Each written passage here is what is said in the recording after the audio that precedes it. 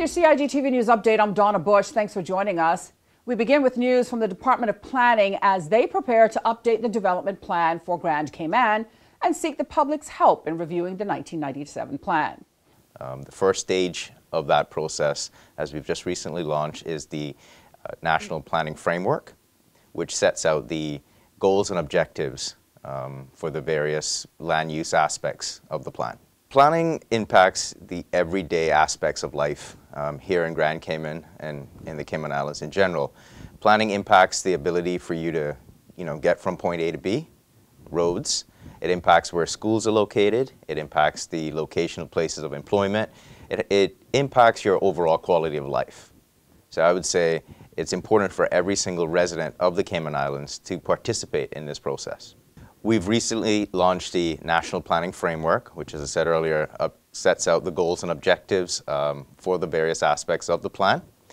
We're taking public comment and feedback up until January 28th, 2019.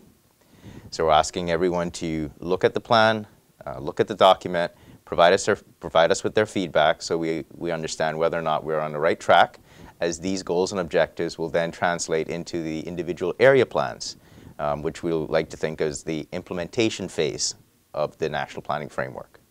We're quite excited to launch the review of the development plan. It is something that's been on the cards for a while. It's something that's been in the headlines for a number of years. So we're quite excited. And once again, I just want to encourage every person, every resident of the Cayman Islands to participate in the process, to review the National Planning Framework, because as I said, planning impacts the everyday aspects of your life. It has a huge impact on the quality of life. And as we all would suspect, we want to have the highest quality of life here in the Cayman Islands.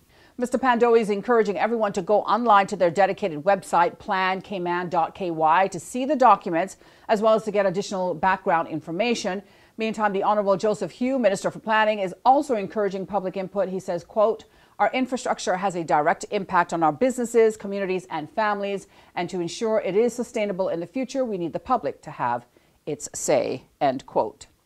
Meantime, the 9th Annual Tourism Human Resources Conference 2018 is being held right here in Grand Cayman next week. The Caribbean Tourism Organization, along with the Cayman Islands Department of Tourism, will be hosting the two-day event.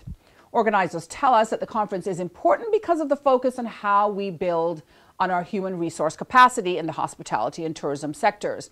Gail Henry from the Department of Tourism tells us more. And that's a topic that's important across the region in all tourism destinations, including Cayman. Well, this is actually the first time we're hosting this conference here in Cayman, and I think that it's an exciting undertaking for the Cayman Islands, as I said, not just because of the topic, but because the conference will be engaging young people as well. Many times young persons' voices are left out of tourism discourse.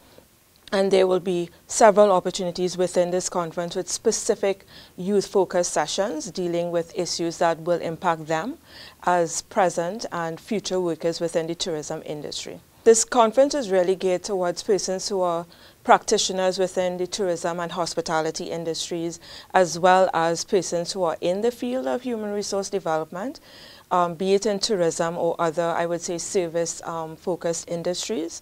It will be quite an appealing conference to attend for them as well.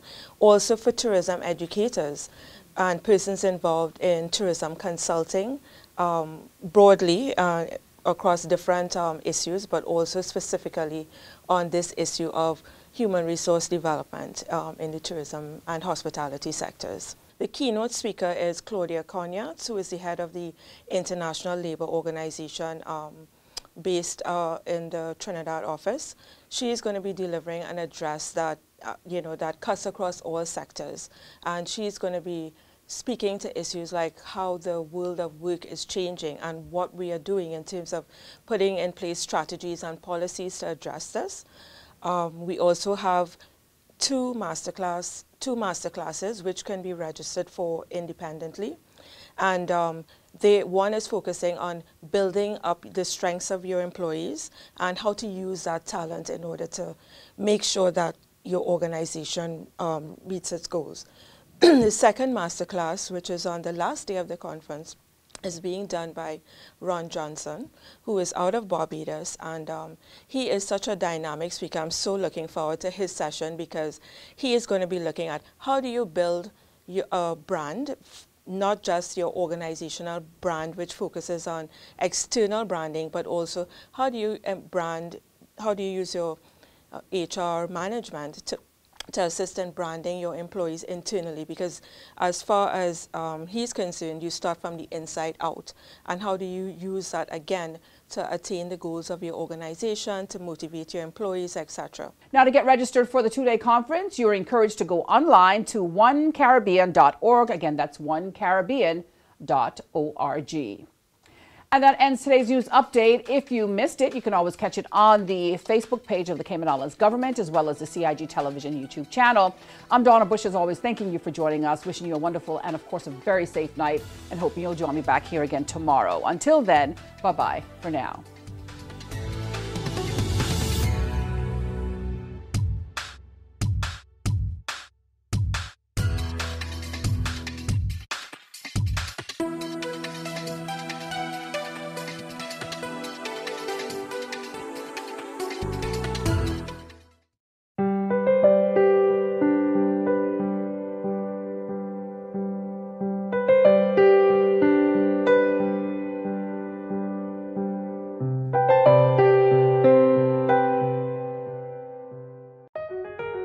Did you know that planning permission is required for a shed? Did you know you should check with the department, as a planning and permit application may be required?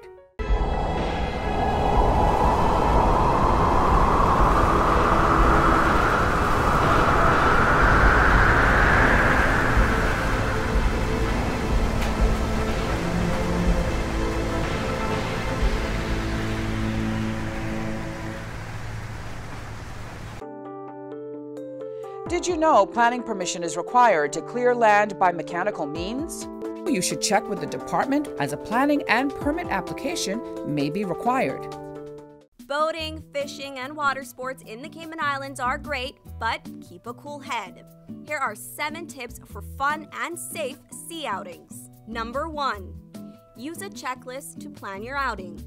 Check the weather forecast, make a float plan, and share it with someone who is remaining on land, stating where you're going, with whom, and when you're expected to return. Visit your nearest marine supply store to get your safety gear. This includes signaling mirrors, whistles, and a flare kit.